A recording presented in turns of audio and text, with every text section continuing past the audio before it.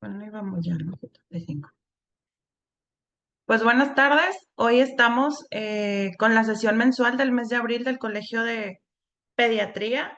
El día de hoy tenemos la presencia del doctor Enrique Chacón Cruz, mexicano de Mexicali, Baja California.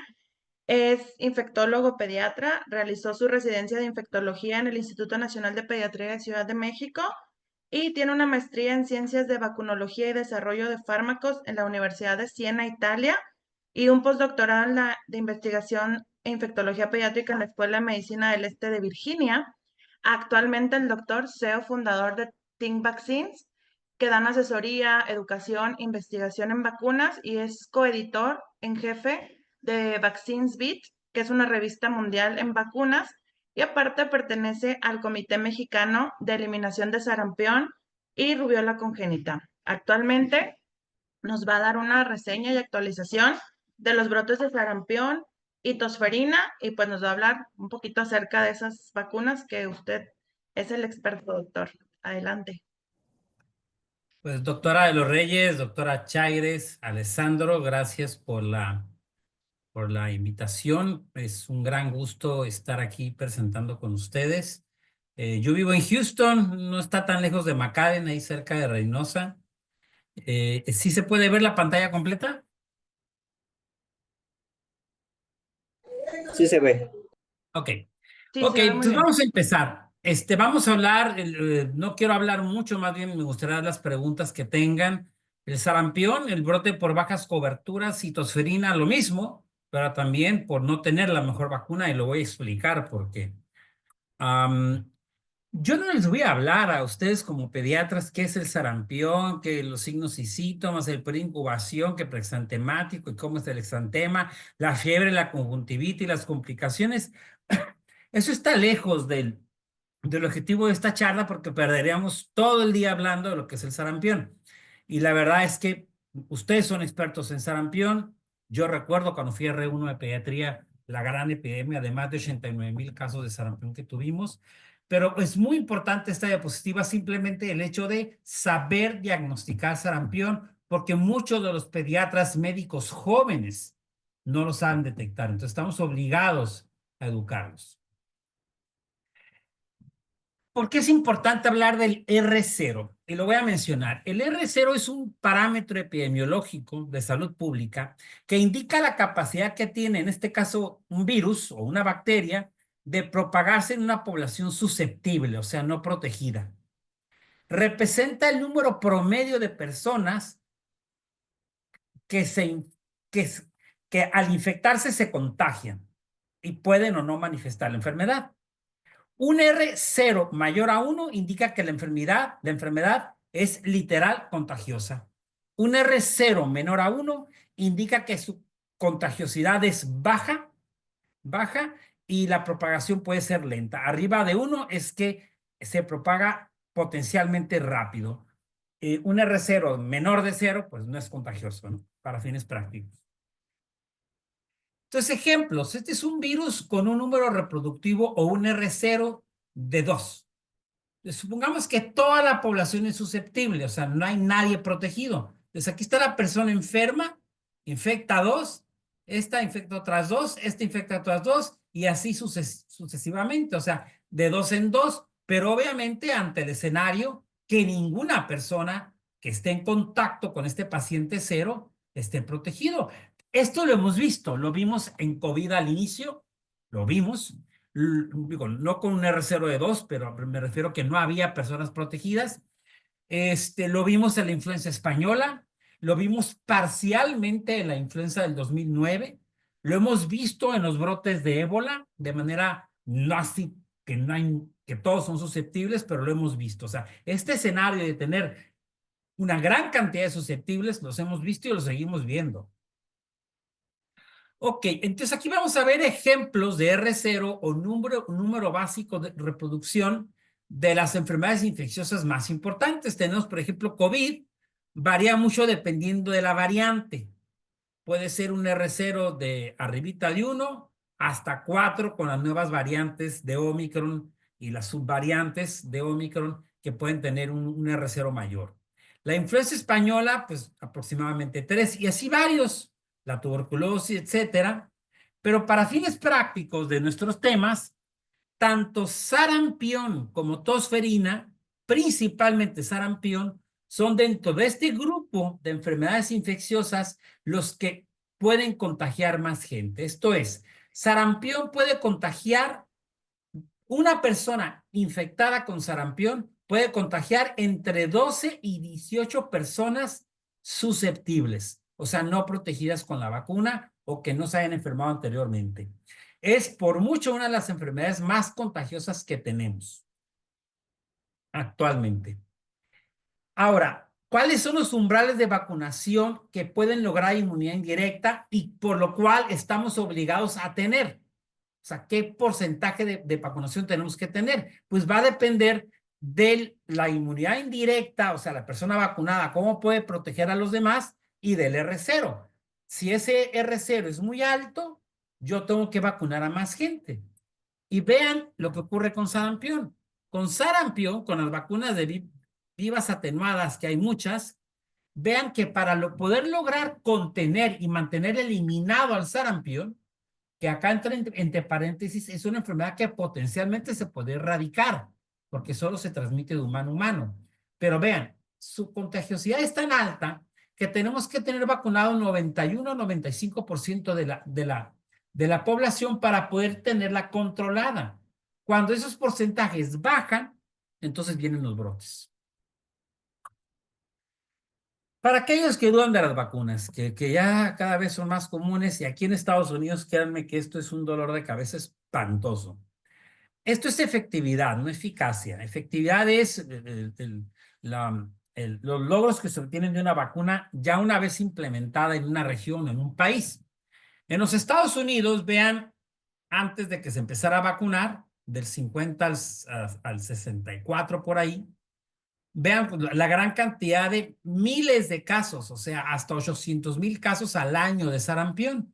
Se inició la vacunación en los Estados Unidos contra sarampión y vean cómo han bajado los casos con algunos picos. Esto es hasta el 2000. Obviamente hay más información. Esto simplemente es para decir, la vacuna sirve y sirve mucho, ¿no?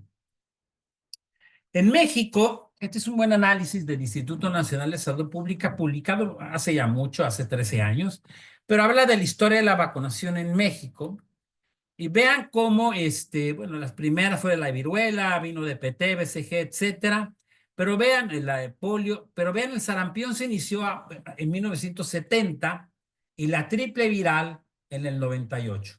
Y en el 73 inició lo que ya viene siendo el famoso Programa Nacional de Inmunización o la Cartilla Nacional de Inmunización. En México, a diferencia de otros países, incluyendo Estados Unidos, solamente hemos puesto vacunas vivas atenuadas. Muchas cepas, la Moxonsagreb, la Schwartz, etcétera, pero han sido solamente vacunas vivas atenuadas que por mucho al día de hoy son las mejores.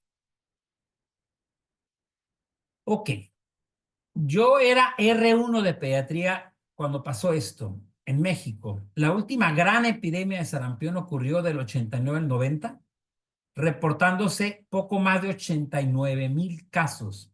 Yo recuerdo hospitalizar diario niños con sarampión, adolescentes con sarampión, en el servicio de medicina interna, adultos con sarampión, y la causa de esta epidemia de sarampión, que también ocurrió en Estados Unidos con mucho más número de casos, fue bajo en las coberturas.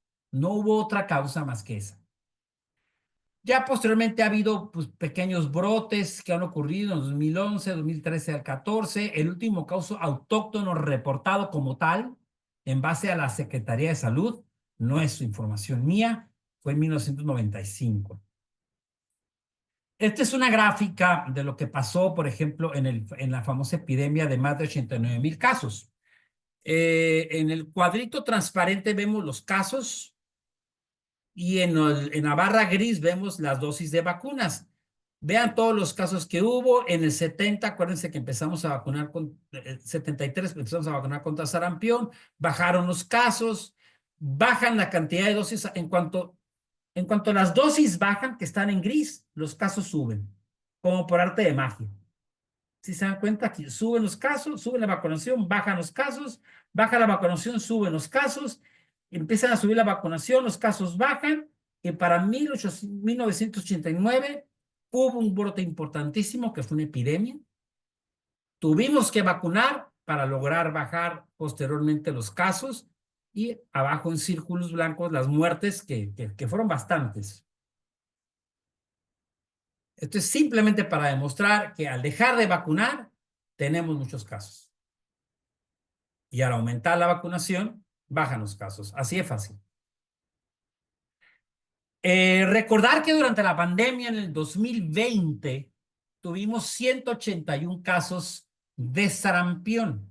Algo interesante es que hubo un número importante de pacientes grandes, arriba de 11 años hasta 67 años, adultos, y lo vamos a ver también en el brote actual.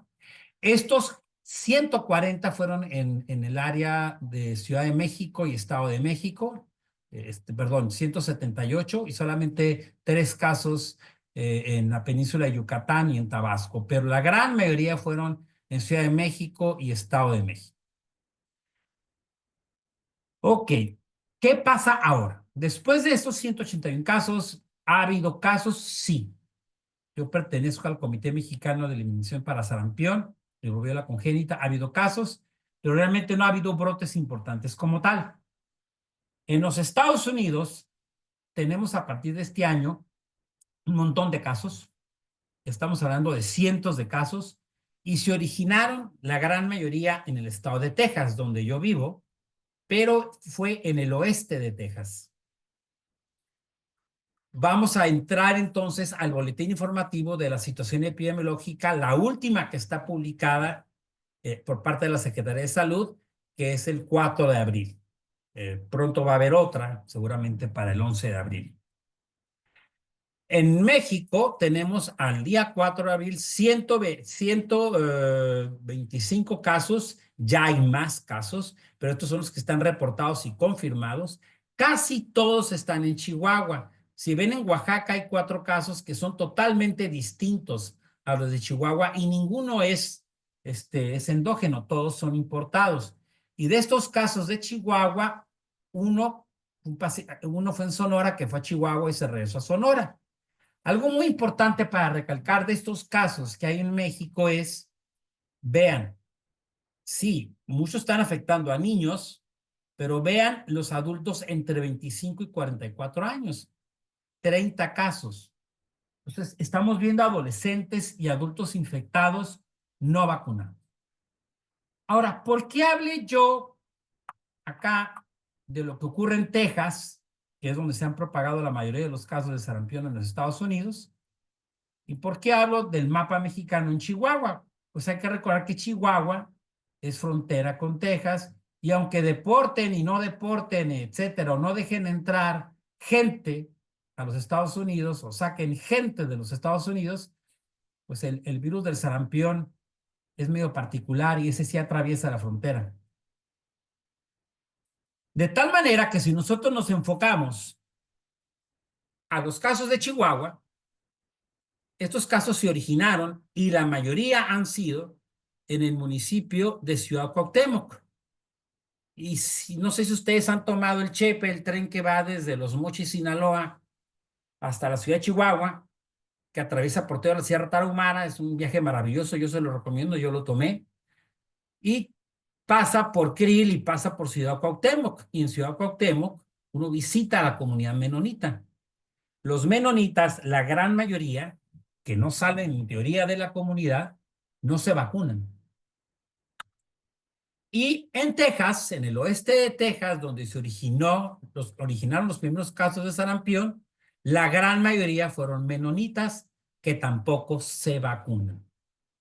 Existe, no tengo ningún dato confirmatorio a la fecha, porque el reporte final de eso no nos han dado al comité, pero existe una alta posibilidad que estos casos, tanto en Estados Unidos como en México, se originaron en comunidad menonita no vacunada. Y esto tiene mucho que ver, porque siempre hablamos de sarampión niños. No, estamos hablando de sarampión niños, pero también adultos, y sarampión que le da a una comunidad cultural particular que no se vacuna, pero que de repente sale y se expone y contagia. Bueno, ahora vamos a hablar de tosferina. La tosferina, no vamos a hablar del cuadro clínico, pero yo creo que este cuadro clínico explica todo. No existe una tos más característica que la del síndrome coqueluchoide, ¿no? Y todos sabemos que el R0, o sea, la transmisibilidad de la Bordetella pertussis, que es lo que causa la tosferina, ese R0 es muy similar al de sarampión, es casi tan contagioso como el sarampión. Y por lo tanto se requiere de unas coberturas de vacunación también muy altas, arriba del 92%, para poder contener. Y tenemos un brote de tosferina también en México. Al 31 de marzo se habían reportado ya por el secretario de Salud más de 436 casos. Creo que la cifra ya está muy por arriba de eso. Ustedes lo saben ya mejor que yo. Creo que andamos arriba de 600, pero bueno, aquí lo importante es saber que hay bastantes casos y están un poco más diseminados, no tan confinados como los de sarampión. Ok, entonces esto también es falta de coberturas, falta de cobertura contra sarampión y falta de cobertura contra tosferina. Pero ahora sí vamos a entrar a un tema muy vacunológico y que ha generado controversia. Sin embargo, tenemos bastante evidencia para poder confrontar esa controversia. La vacuna de tosferina a finales de los 40 apareció y para los 70 ya teníamos la vacuna de células completas, incluida con la del toxoide difterico tetánico, o sea, la famosa DPT, y resultó ser un éxito dramático en la reducción de casos de tosferina, la famosa triple bacteriana o DPT. Sin embargo, a partir de los 80s, hay que reconocer que la DPT o la vacuna de células completas de Bordetella pertussis, el lipooligosacárido es muy reactogénico.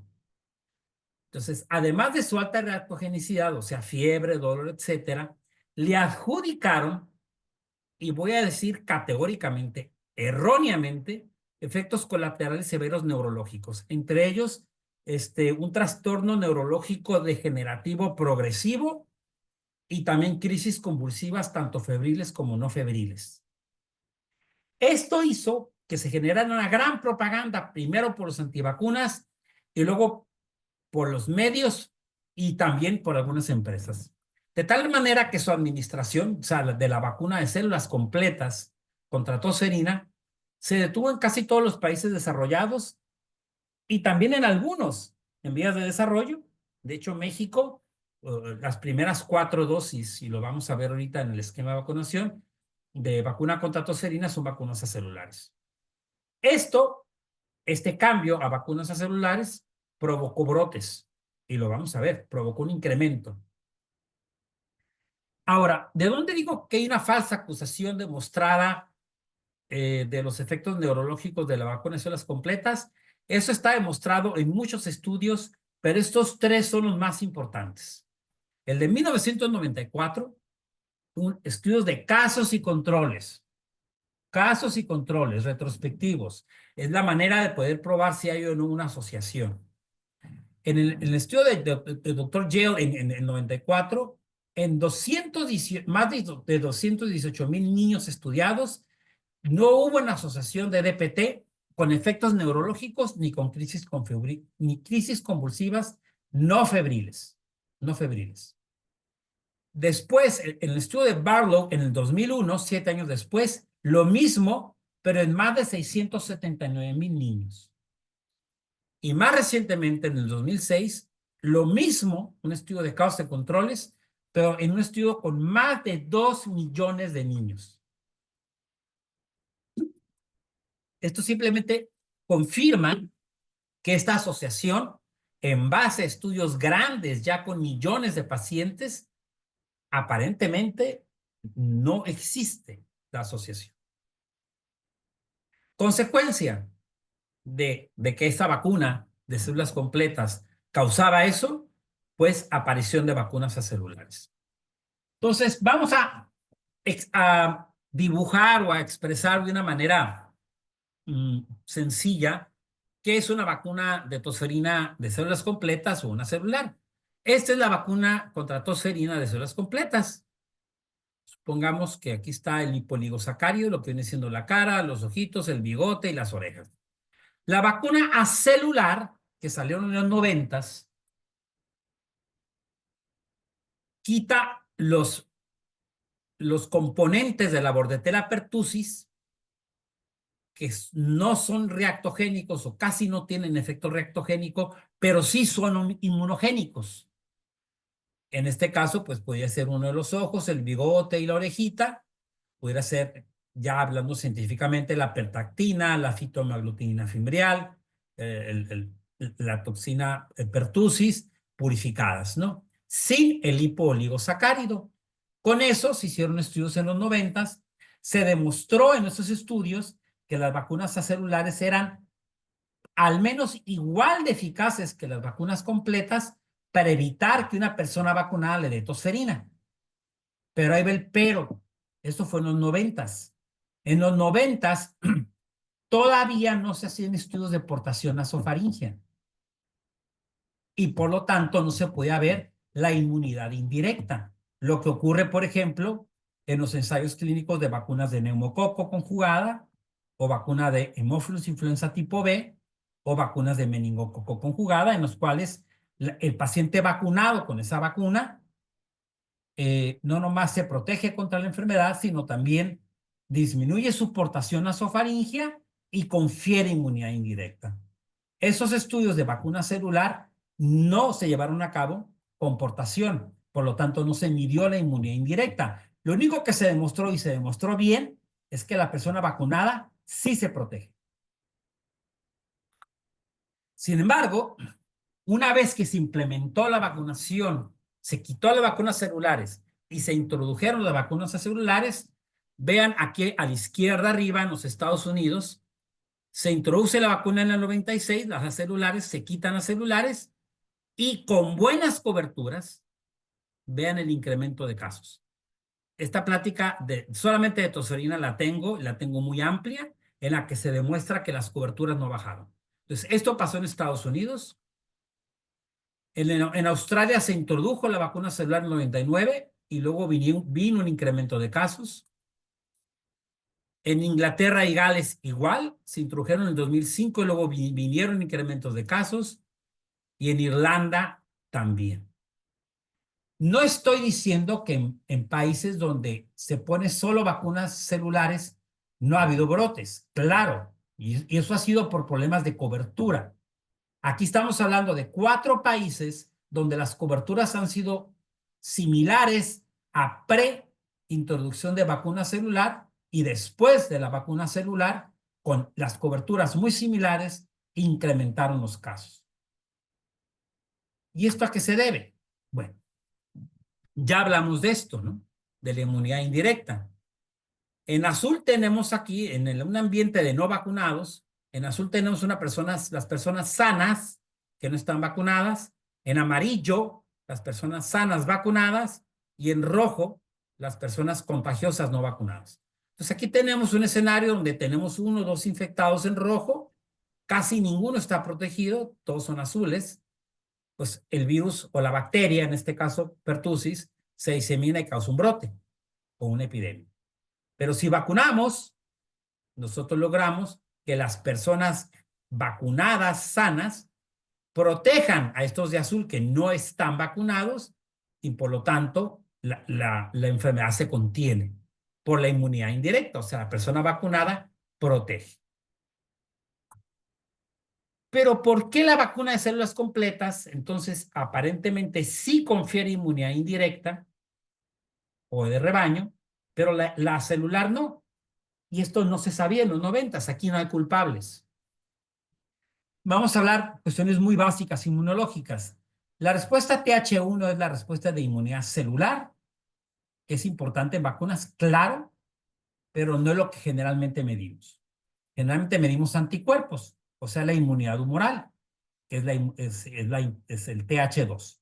La vacuna celular induce predominantemente una respuesta TH2, muy buena, inmunidad humoral, evita que yo me enferme, pero no produce o no induce respuesta de TH17, que es la inmunidad de mucosas, que hace que no sea portador y por lo tanto transmita.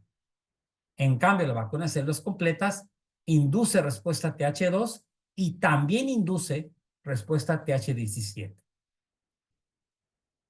De tal manera que si nosotros hablamos de lo que viene siendo la memoria y el tiempo, la vacunación 3-4-2 y los refuerzos solamente con vacuna celular, aquí tenemos la respuesta inmunológica, sin embargo va a ser de menor duración, los boosters o refuerzos van a ser más débiles, y todo ¿por qué? Porque la vacuna celular se enfoca más a una respuesta TH2, buena para protección directa, pero no para protección indirecta, mientras que la vacuna celular o de células completas induce respuesta de TH17 y por lo tanto favorece la inmunidad indirecta. Y esto está demostrado. Está demostrado en un montón de estudios animales, principalmente en baboons, que vienen siendo los mandriles, y también hay un estudio humano que lo demuestra, pero esto es solamente una representación para no llenarlos de información. Entonces, si se dan cuenta, esta diapositiva lo que demuestra es la aportación de Bordetella pertussis comparando vacunas a celulares y celulares. Entonces, aquí a estos animales se les administra la Bordetella pertussis y posteriormente, se vacunan con vacuna celular o con vacunas de células completas y posteriormente se les administra Bordetella pertussis. Esto es en un pañuelo nasal y si se dan cuenta, a los 28 y 56 días en anaranjado están aquellos animales que se les puso Bordetella pertussis y se les puso la vacuna celular y luego se les puso el reto con Bordetella pertussis, y vean cómo la diferencia contra los que están en azul, que son los que se infectaron con Bordetella pertussis, pero previamente fueron vacunados con vacunas de células completas, vean la diferencia, es enorme. La aportación de aquellos que fueron vacunados es prácticamente igual, casi igual a preinfección. Cuando se hace un lavado nasal como tal, el efecto es menor, pero aún así, aquellos que fueron vacunados con la vacuna celular siguen transmitiendo 28 o 56 días después Bordetella pertussis, pero aquellos que fueron vacunados con células completas, no. Y esto está repetido en muchos y muchos y muchos estudios y puede ser tema de una sola plática. Hay muchos estudios de revisión, uno es mío, lo publiqué en la revista oficial de la Sociedad Europea de Medicina. Es un estudio que hicimos gente de todo el mundo. Aquí hay gente de Filipinas, de Burkina Faso, de Argentina, de Uganda, de la India, de Estados Unidos, ni más ni menos que también que de Harvard. O sea, es un estudio muy serio, una revisión que hicimos al respecto, y también el estudio del doctor Gill, entre otros. Incluso el doctor Plotkin, el maestro de la vacunología, tiene un estudio de revisión al respecto. Los invito a que lo lean. Esto obviamente también conlleva pues a disminución de la duración de la protección. Aquí está, en azul están las tasas anuales de Bordetella pertussis en Estados Unidos. Es por el doctor Klein en 2012. Y con coberturas de vacunación muy altas, pero con vacuna celular. Y esta inmunidad baja de manera rotunda y vuelve a haber casos. Principalmente por la falta de inmunidad indirecta y aquí por la pérdida de la protección, que es mayor con la vacuna de células completas. Entonces, una persona no vacunada tose y transmite e infecta a muchos. Una persona vacunada con vacuna celular, obviamente tose menos, se enferma mucho menos, porque sí protege contra la enfermedad, pero puede infectar. a otros. En cambio, una persona vacunada con vacuna celular también se protege, pero su capacidad de transmisión existe, pero es mucho, mucho, mucho menor.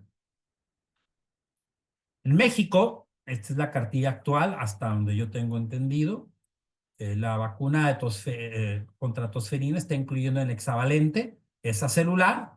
Se ponen 3 dosis antes del año, luego otra a los 2 y 4 años, principalmente en niños rezagados.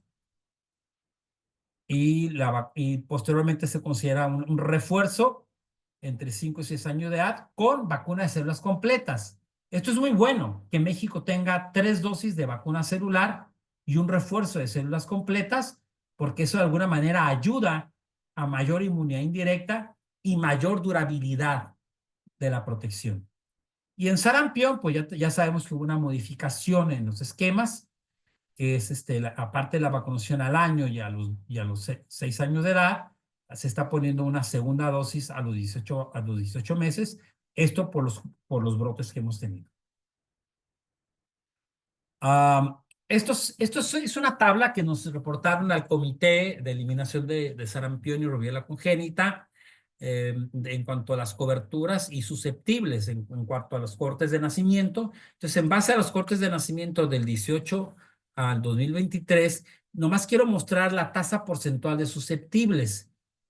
Son altas. La tasa porcentual de susceptibles a sarampión, esto es sarampión, no es tosferina, oscila del 16, 17 al 28%. Esto es alto. No tenemos los datos del 24. Eso todavía no nos los dan. Probablemente ya están. Pero tener 16% de tasa porcentual de susceptibles, pues eso es alto. Es muy alto, porque acuérdense que tiene que ser menos del 5%. Después del brote de 180 y pico de casos de sarampión, se formó un comité para eliminación de sarampión rubiola y rubiola congénita, que obviamente es totalmente descentralizado, no cobramos ni un peso, pertenezco al mismo. Este es el comité. Hoy nos reunimos, ya empezamos a hacer un plan de trabajo. Nuestra función como comité, en el cual la presidenta es la doctora Santigeral, pero aquí tenemos un montón de gente que estamos trabajando, entre ellos un servidor. El comité es dar consejos y es de apoyo a la Secretaría de Salud. Nosotros no tomamos decisiones, simplemente apoyamos y al final la presidenta en la OPS, en la reunión anual de la OPS, la doctora Santigeral, es quien da el reporte del comité. Pero recuerden que el comité es un comité de soporte, no es un comité que toma decisiones poblacionales. Soluciones, en el caso de sarampión, no hay otra más que mejorar coberturas. No hay otra. Implementar mejores campañas de vacunación, mejorar las semanas nacionales de salud, obviamente educación, que es de las cosas que más estamos ahorita trabajando, educación, manejo de los brotes. En el caso de tosferina, mejorar coberturas, educar, personal médico y no médico, implementar mejores campañas de vacunación con vacunas de células completas si es posible, con excepción de los mayores de 10 años. Ya sabemos que las personas de 10 años o más no deben de recibir vacunas de células completas, tienen que ser a celular. Mejorar las semanas nacionales de salud.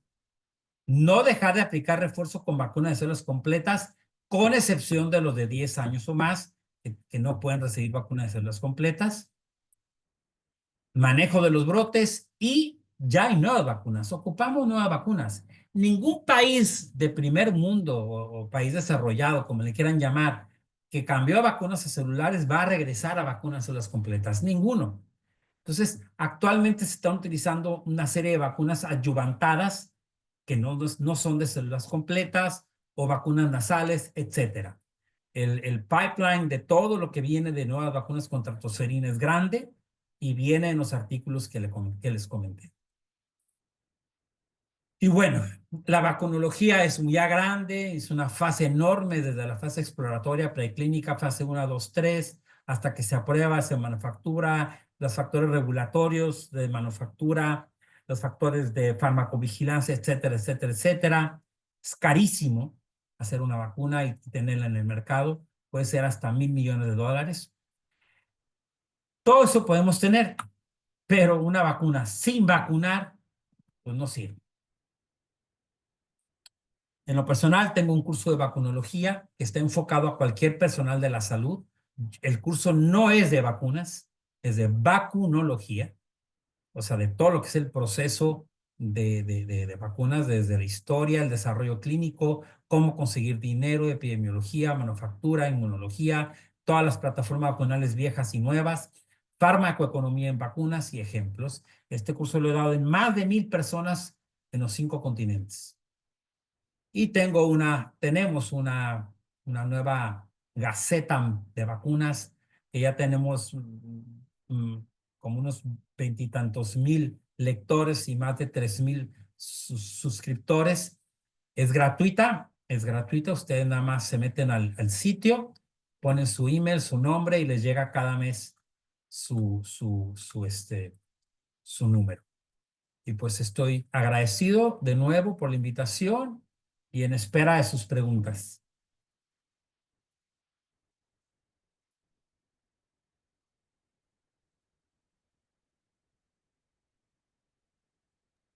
Tenemos una pregunta, doctor, que dice que qué vacunas usar en México, a celulares y en adultos, ahora con los brotes. ¿Inhaladas se pueden usar en tiempo de brotes? No, las vacunas inhaladas o nasales contra tosferina todavía no hay. Están en proceso de desarrollo clínico. Y para adolescentes y adultos solamente podemos usar vacunas celulares. Pero para niños, 6 años para abajo, yo insisto que lo ideal es que durante los brotes se maneje vacunas de células completas. Si nomás haya celulares, pues nomás celulares. Pero lo ideal es tener vacunas de células completas para niños pequeños, por lo que ya comentamos. Ok, también Y no preguntan que si... olvidar, y no olvidar también la vacuna de células la vacuna de tosferina a celular a embarazadas, que ese es otro tema, porque al vacunar a la embarazada protegemos a la madre, pero también al binomio. Evitamos que el bebé se enferme en los primeros meses contra tosferina, ¿no? Y esa tiene que ser a celular. Y preguntan que siendo tan cerrada la comunidad menonita, ¿cómo ha sido el cerco epidemiológico? Si rechazan las vacunas, probablemente tampoco vayan a los hospitales. No sé, no sé, como comenté en el Comité Mexicano para la Eliminación de Sarampión, hasta ahorita no nos han dicho cómo se han hecho los cercos, lo ignoro. Normalmente cuando hay un caso de sarampión se vacunan 20 cuadras alrededor a todos los susceptibles. Una comunidad menonita, si ustedes han ido a las comunidades menonitas en Chihuahua, por ejemplo, son ranchos inmensos, no son cuadras. Entonces, ignoro cómo se lleven a cabo los cercos. Eso lo tiene que reportar la Secretaría de Salud. También nos preguntan que su curso que da en vacunología lo va a dar en Latinoamérica o en México. Yo lo doy a quien lo quiera tomar, en cualquier parte del mundo. Por acá tenemos otra pregunta que ya se han establecido recomendaciones para refuerzos de inmunizaciones en adultos en función de los brotes actuales. No entendí la pregunta, disculpe. Que si ya se han establecido recomendaciones para refuerzos de inmunizaciones en adultos. La Secretaría de Salud está trabajando muy duro, tanto para vacunar contra sarampión a adultos y niños, como lo que le llaman también la vacunación en capullo, ¿no? Como para tosferina. ¿Cómo lo están haciendo? No sé. Yo no trabajo para la Secretaría de Salud. Eh, y por acá nos preguntan, ¿qué recomienda usted para manejo de brotes en escuelas, guarderías y entornos laborales con adultos? Vacunarlos. O sea, no existe mejor manera preventiva que la vacuna en estos casos. Ok, por acá también nos preguntan que si existen estudios de la duración de la inmunidad de las vacunas contra tosferina y sarampión. Sí, contra sarampión, con 2 dosis, la inmunidad es prácticamente de por vida. Con la vacuna de tosferina, la vacuna de células completas, se hablaba de una protección de quizás 2 décadas, 15, 20 años. Pero con la vacuna celular, les mostré la diapositiva, con la vacuna celular estamos viendo que después de los 10 años de edad se pierde la inmunidad. Y eso lo mostré en una diapositiva. Ok. También nos preguntan que si este brote puede ser consecuencia de la escasez de vacuna durante 2020-2021. No sé, no trabajo para la Secretaría de Salud. Sí, hay cuestiones muy técnicas que yo ignoro. Si hay alguien de la Secretaría de Salud que está aquí y que tenga algo de información, yo lo agradecería. Hoy sí lo anotaste. Acá tenemos otra pregunta. Ay, perdón. Ok. Dice, si se tiene esquema de triple viral del año y 18 meses, ¿se sigue aplicando vacuna triple viral de 6 y 12 años? Sí, si se tiene vacuna al año, 18 meses, se tiene que poner a los 6 años, sí. Ok. Una paciente de 8 años que le faltó la dosis de los 18 meses y si tiene la de los 4 años, ¿debo aplicar dosis de refuerzo ya o hasta los 11 años? Yo sugerí, si se le puso a los 4 años, ahí lo que procede es ponerle la doble viral a los 11, 12 años de edad. Buena pregunta. Nos falta una pregunta por aquí, doctor. Permítame un ratito. ¿En adolescentes y adultos la triple viral es dosis única? Bueno, en adolescentes y adultos se pone la doble viral, sarampión, rubiola, y es dosis única, sí. Recuerden que la indicación de aplicar la doble viral en adolescentes y adultos es por aquellos rezagados. Es lo que le llaman, en inglés se dice el sistema de catch-up. Eso es para agarrar a aquellos por si no se vacunaron. Es para los potencialmente rezagados. Y eso se ha hecho con muchas vacunas, no solamente con sarampión. Ok, gracias. Por acá preguntan también que para adultos mayores que no recibieron vacuna, para ambos, ¿cuál es su indicación? Adultos Vacunarse, mayores y que no recibieron vacuna. vacunarse. Los adultos mayores son muy susceptibles a tener complicaciones de sarampión y de tosferina. Yo, por ejemplo, hay estudios muy buenos en tosferina, particularmente de pacientes que tienen tos crónica y que han tenido 1000 diagnósticos, asma, bronquitis crónico, etcétera, y tienen tosferina.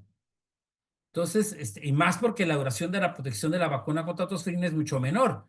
Entonces, a partir de la adolescencia hay que estarse vacunando cada 10 años por lo menos contra tosferina. Eso sí, a partir de los 10 años, la vacuna que se aplica es acelular.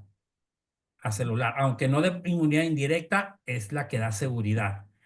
Recuerden, el hecho de que no pongamos vacuna celular es porque la vacuna celular sería lo idóneo para niños pequeños.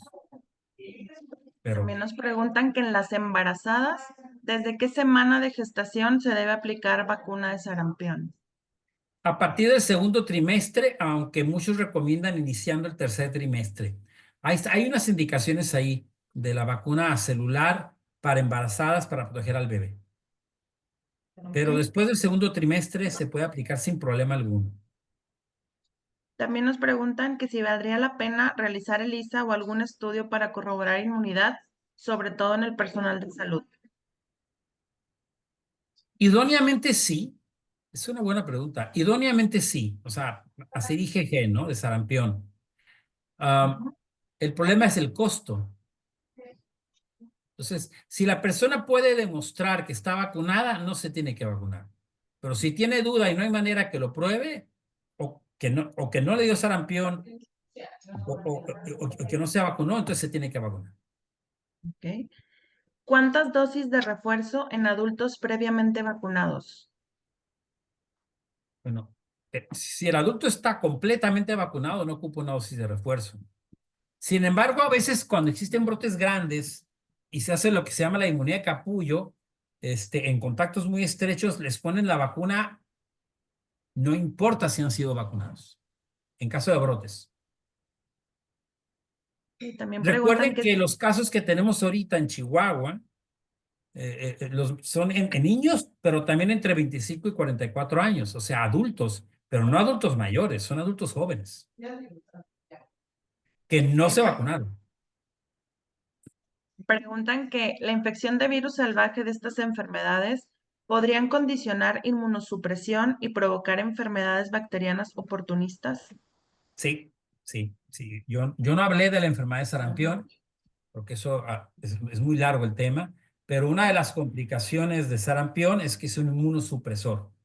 El sarampión puede inmunosuprimir entre 6 meses y hasta año y medio después de que te da la enfermedad. Es un inmunosupresor, entonces sí, sí es. Sarampión per se es una enfermedad inmunosupresora. Tosferina Pues esas no, son, tosferina te altera la mucosa bronquial porque se paralizan los cilios y puedes tener luego infecciones bacterianas sobreañadidas. Pero eso es mientras tengas la tosferina, pero la tosferina puede durar semanas. ok. Pues bueno, doctor, esas son todas las preguntas y el resto son pues felicitaciones para usted. Muchísimas gracias por su excelente ponencia y pues bueno, esperaremos el curso, esperemos tenerlo pronto. El curso es simplemente que el colegio se ponga de acuerdo conmigo y ya, pero obviamente en forma privada. Nos mensajeamos, hablamos de cómo hacerlo, cómo lo implementamos, las fechas. Sería por Zoom. Si quieren que vaya a Reynosa, pues yo de McAllen puedo tomar un avión a McAllen y de ahí cruzo a Reynosa, pero lo ideal es que sea por Zoom y yo con gusto se los doy. Ocupo por lo menos unas 50 personas para poder tenerlo. Pero yo les daré un curso y es de 12 horas. Por lo menos unas Excelente. 30 personas. Y con gusto se los doy. Excelente, pues entonces nos estamos poniendo en contacto con usted. Muchísimas gracias y pues bueno, felicidades y excelente ponencia. Muchas gracias, doctor. No, gracias a ustedes. Un abrazo fuerte. Saludos.